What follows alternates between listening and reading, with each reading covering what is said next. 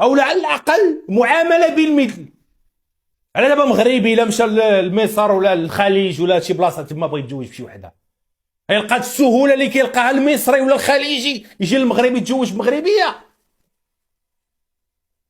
يلقى هاد السهوله؟ والله ما يلقاها. نعطيكم على مثال بسيط، دخلوا للانترنت قلبوا. انا قلبت على شروط، نعطيكم مثال دابا، نعطيكم غير مثال بسيط، شروط الزواج من سعوديه. ديك السواعده هما المفاتيح الاولين احنا غادي نتكلموا عليهم. واللي ما عجبو الحاج يزح راسو مع الحيط، انا كنقول الراي ديالي، حتى شي واحد ما كيجيب لي القفه. واخ شوفوا هنا شروط الزواج السعوديه من اجنبي مقيم. هذا سعوديه بغات تزوج اجنبي مقيم في السعوديه. الشرط الاول ان لا يقل عمره عن 25 سنه ولا يزيد عن 50 سنه. لا يقل عمره عن 25 ولا يزيد عن 50، يعني سن داك السن ديال الانسان كيكون ناضج 100%. شوفوا، عدم وجود فرق اكثر من 15 عام. عدم وجود فرق اكثر من 15 عام، يعني ما يكونش فرق 15 سنه بين السعوديه وداك الاجنبي اللي تزوج به. واخ وانتم كتقولوا بلاد اسلاميه وبلاد منبع الاسلام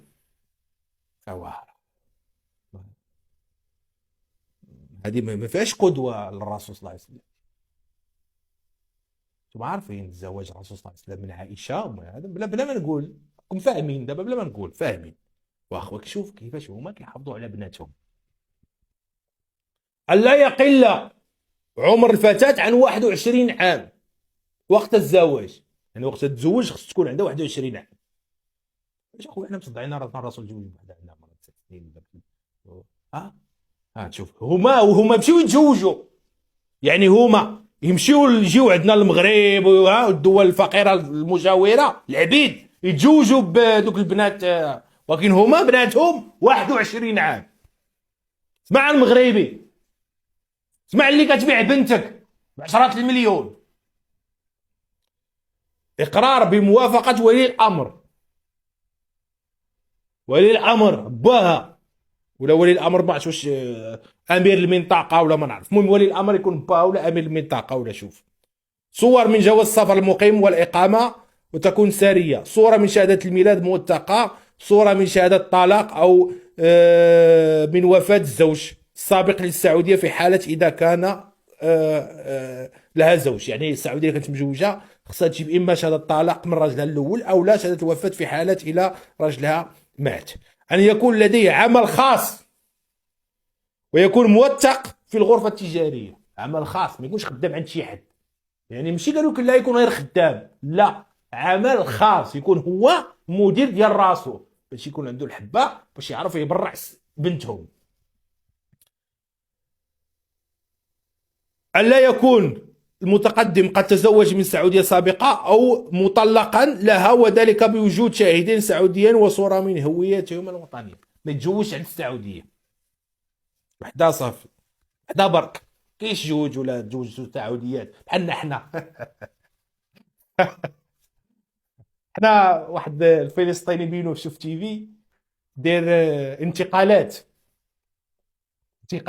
شتويه وصيفيه، وهذا نيت هذا المسخ هذا اللي جا عيال المغرب وقال لهم سيروا شوفوا شهدكم. هذا الفلسطيني هذا هو بنته المسخ هذا اللي جا قال لنا سيروا شوفوا شهدكم. راه هادشي علاش كيهضر هو، شوفوا شهدكم.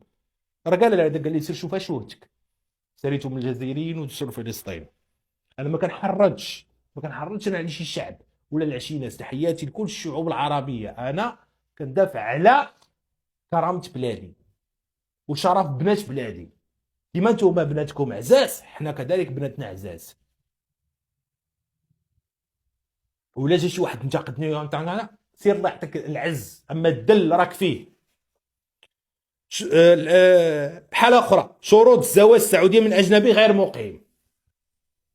شي واحد بغى يتزوج بشي سعوديه ولكن غير مقيم في المملكه العربيه السعوديه، الا يكون المتقدم الاجنبي الغير مقيم من المرافقين او الطلبه، يعني ما يكونش جاي مع شي واحد ولا الطلبه. الا يقل عمر المتقدم الاجنبي عن 25 عاما وقت الزواج، ما يكونش عمره اقل من 25. يجب توفير، اسمع، يجب توفير المسكن المناسب يتوافر فيه الامن والامان وقت الزواج، يوفر البنت الدار، يوفر لبنتهم الدار في الامن والامان.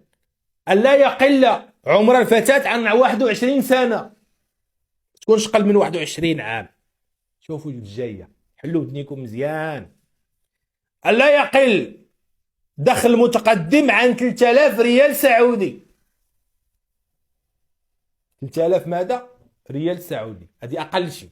سمينك شحال تجيب المغربيه؟ 3000 شحال ريال دابا داير؟ تكون شي 9000 درهم، ياك بحال هكا 9000 درهم. سمينك يكون 9000 درهم، سمينك اقل شيء ياخذ عادي يتزوج السعوديه. الا يكون المتقدم على قائمه الممنوعين من دخول المملكه العربيه السعوديه. واخا، وعاد هنا دايرين لك شروط الزواج السعوديه من اجنبي غير مولود في السعوديه، اوراق المطلوبه للزواج السعوديه من اجنبي، شروط الزواج السعودي من اجنبيه الى اخره. يلا، شتي ناس كيفاش كيحافظوا على بناتهم.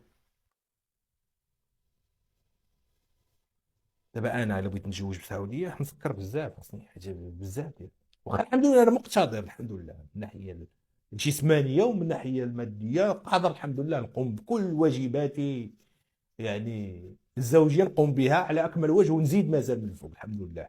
ندير خير في كل شيء الحمد لله، نبرعوا مزيان.